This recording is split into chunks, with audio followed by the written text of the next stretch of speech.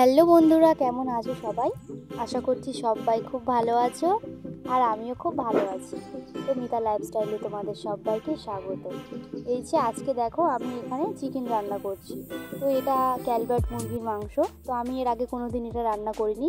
তো বরমশাই এটা first time নিয়ে এসছে। তো আমাকে বলছিল যে এটা তুমি খেয়ে দেখো, এটা সত্যি খুব সুন্দর হয়। তো আমি তো এর আগে কোনো দিন রান্নাও করিনি আর এই মাংসটা আমি কোনো দিন খাইও নি। তো জাস্ট একটা আইডিয়া করে রান্নাটা করছি। তো তোমরা অবশ্যই রান্নাটা দেখতে থাকো আর কোনো ভুল হলে আমাকে অবশ্যই কমেন্টে জানাবে। তো আমি কড়াইতে প্রথমে গোটা গরম মশলা দিয়ে দিয়েছিলাম। তো তারপরে এখানে তেলটা গরম হয়ে গেলে আমি এখানে পেঁয়াজটা ভালো করে ভেজে নিলাম আর আদা রসুন বাটাটা দিয়ে দিলাম।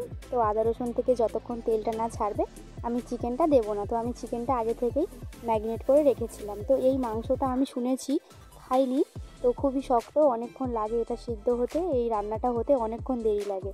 তো আমাকে বলেছিল বর যে তুমি প্রেসার কুকারে করো। তো আমি বললাম না, প্রেসার কুকারের থেকে কড়াইতে করলে এটা বেশি টেস্ট লাগে।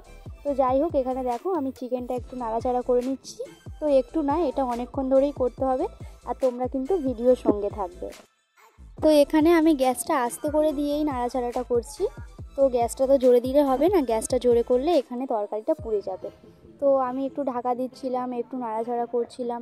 তো এরকমভাবেই রান্নাটা কমপ্লিট করছিলাম। তো ওপর থেকে কটা কাঁচা লঙ্কাও দিয়ে দিয়েছিলাম। এটা খুব সুন্দর একটা সেন্ট হয় গোটা কাঁচা লঙ্কার। তো এখানে একটা মশলাও বানিয়ে নিয়েছিলাম আমি। মৌরি দিয়েছিলাম, গোটা জিরে, শুকনো লঙ্কা, গোটা গরম মশলা। তো এইভাবে তোমরা মশলাটা বানিয়ে রান্না করে খেয়ে দেখবে, সত্যি এটা খুব সুন্দর টেস্ট হয় তরকারি।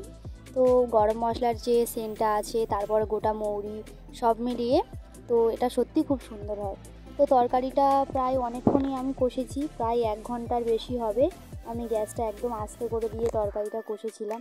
তো খুব সুন্দরভাবে এখানে তরকারিতে তেলটা ছেড়ে দিয়েছে আর দেখো আলুটাও সিদ্ধ হয়ে গিয়েছে। তো আমি এখানে তরকারিতে জলটা দিয়ে দিয়েছিলাম আর তরকারিটা ফুটছে, গ্যাসটা একদম আস্তে করে দিয়েছিলাম আর তরকারিটা ঢেকে দিয়েছিলাম। তো এইখানে দেখো রান্না বান্না হয়ে গিয়ে একদম দুপুরের খাওয়া দাওয়াতে বসে গিয়েছি। আর এই যে যাকে দেখতে পাচ্ছ, একে তোমরা অনেকেই নিশ্চয়ই দেখেছো, আমার ছেলের সঙ্গী। তো এ না হলে আমার ছেলে চলে না। এটা আমার একটা পাশের বাড়ি দিদি ভাইয়ের ছেলে। তো ওকেও আজকে নিমন্ত্রণ করেছিলাম যে আমাদের বাড়ি আজকে মাংস হচ্ছে, তুই আজকে আমাদের বাড়িতেই খাওয়া দাওয়া করবি। আর এখানে দেখো আমাদের ইবান সোনাকে বাটিতে করে ভাত দিয়েছি। তো এখানে ও একা একা খাচ্ছিল।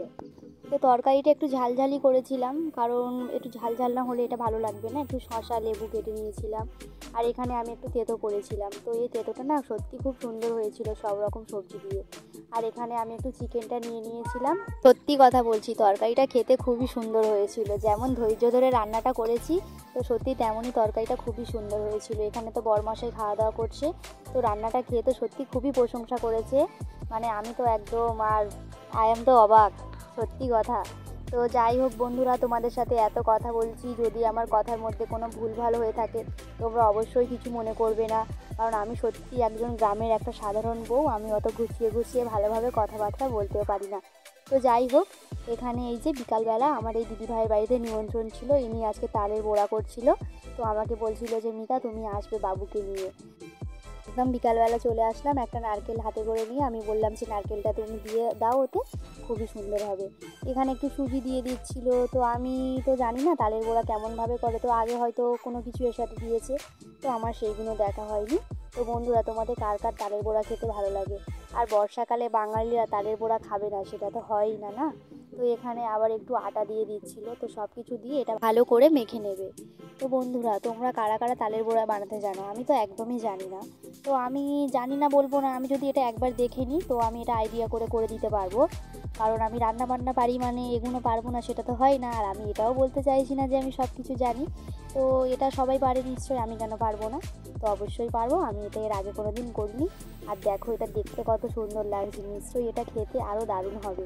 তো এখানে ওপর থেকে একটু নুন দিয়ে দিয়েছিল, নুনটা না দিলে তো সেখানে স্বাদ আসবে না।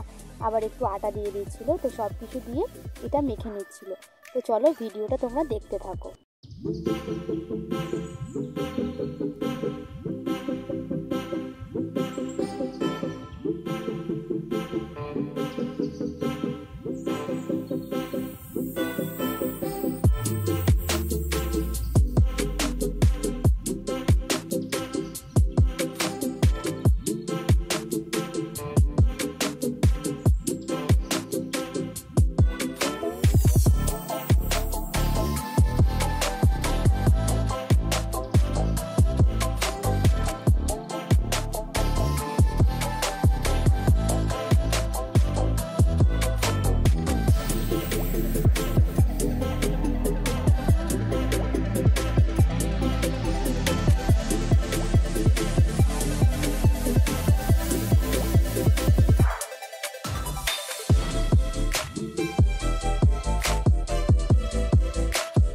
দেখো কত সুন্দর গোল গোল হচ্ছে আর কত দারুণভাবে এগুলো ফুলেছে।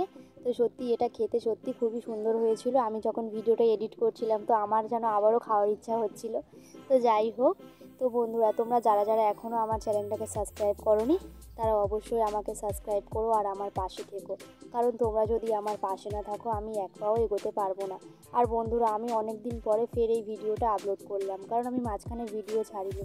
তোমরা কেউ আমার চ্যানেলটা সাবস্ক্রাইব করছো না, কেউ দেখছো না ভিডিওগুলো, সেই জন্য একদমই মন মেজাজ ভালো লাগছিল না। তো যাই হোক বন্ধুরা, তোমরা প্লিজ আমার পাশে থেকো। তো আমি আসবো তোমাদের সাথে আরও একটি নতুন ভিডিও নিয়ে। এখানেই আমি আমার ভিডিওটা শেষ করলাম। ভালো লাগলে অবশ্যই ভিডিওতে একটা লাইক করো।